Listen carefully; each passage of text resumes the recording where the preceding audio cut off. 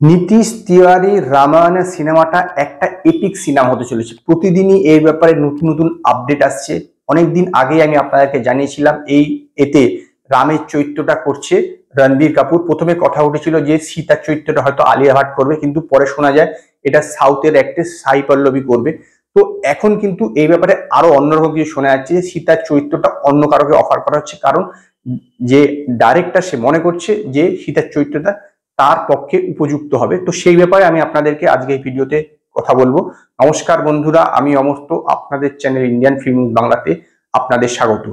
এই এক মাস পরেই মার্চ মাস থেকে এই সিনেমার শুটিং শুরু হবে। প্রথম যে শুটিং এর স্কেডিউলটা সেটা মুম্বাইতে হবে, এবং যেটা মানে রাবণের যে পোর্শন, যেটা লঙ্কাতে যে পোর্শনটা আছে সেইটা কিন্তু শুটিংটা হবে লন্ডনে। মানে এর পরেই এর শুটিংটা হবে। মুম্বাইয়ের পোর্শন শেষ হয়ে যাওয়ার পরে লন্ডনের পোর্শনটা শুটিং হবে, এবং মোটামুটি যা জানা যাচ্ছে যে আগস্ট থেকে সেপ্টেম্বরের মধ্যে এই সিনেমার শুটিং কিন্তু প্রায় কমপ্লিট করে ফেলে নীতিশ তিওয়ারি।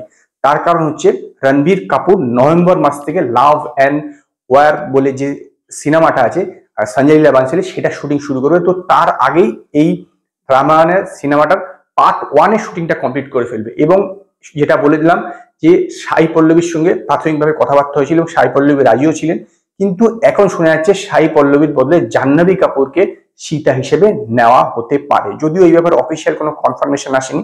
ইতিমধ্যে হনুমান চরিত্রটা করবার জন্য সানি দেওয়াল কনফার্মেশন করে দিয়েছে, এবং কুম্ভকর্ণ চরিত্রের জন্য ববি দেওয়ালকে জানানো মানে অফার করা হয়েছে, কিন্তু তিনি এখনো কনফার্ম করেননি, কারণ তিনি একটু সময় চাইছেন। এনিম্যালের সাকসেসের পর 2-3 মাস দেখতে চাইছেন যে কি ধরনের রোল তার কাছে আসে, সেই বুঝে সে কুম্ভকর্ণের চরিত্রটা করবার জন্য মানে মানে তিনি করবেন কি করবেন না সেটা জানাবেন। এমনিতে রামায়ণের 3টে পার্ট হচ্ছে। প্রথম পার্টে সেরকম একটা এই যে হনুমান বা রাবণের চরিত্রটা যে করছে ইয়াস, তার সেরকম একটা রোল নেই।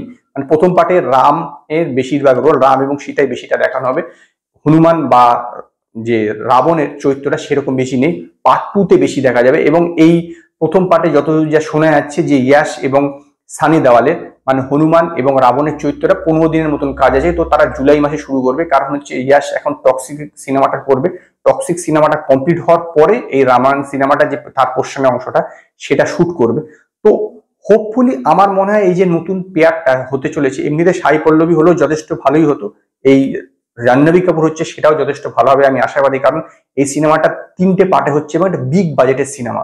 রণবীর কাপুর এই চরিত্রটা করবার জন্য পুরোপুরি নিজেকে আলাদাভাবে প্রিপারেশন করছেন। এমনিতেই শোনা যাচ্ছে তিনি মদ খাওয়া ছেড়ে দিয়েছেন, এখন ভেজিটেবল মানে এখন নন ভেজ ছেড়ে দিয়েছেন, ভেজ খাচ্ছেন। এর পাশাপাশি স্বাভাবিকভাবে নাইট লাইফও যে মানে রাত্রিবেলা যে পার্টি ফাটি জাতীয় সমস্ত কিছু ছেড়ে দিয়েছে, কারণ তিনি মনে করছেন যে রাম চরিত্রটা করবার জন্য এইরকম ভাবে প্রিপারেশন নেওয়া প্রয়োজন, এবং সেইভাবেই করছেন। তো হোপফুলি এই সিনেমাটাও একটা বড় সাকসেস পেতে চলেছে। তো আপাতত খবর হচ্ছে যে জাহ্নবী কাপুর সাই পল্লবীর জায়গায় সীতার রোলটা করতে পারে। তো আজকে এই পর্যন্তই। যদি আপনাদের এই ভিডিও পছন্দ হয় তো লাইক করুন, কমেন্ট করুন, শেয়ার করুন, আর নতুন নতুন আপডেটের জন্য আমার চ্যানেলকে সাবস্ক্রাইব করুন।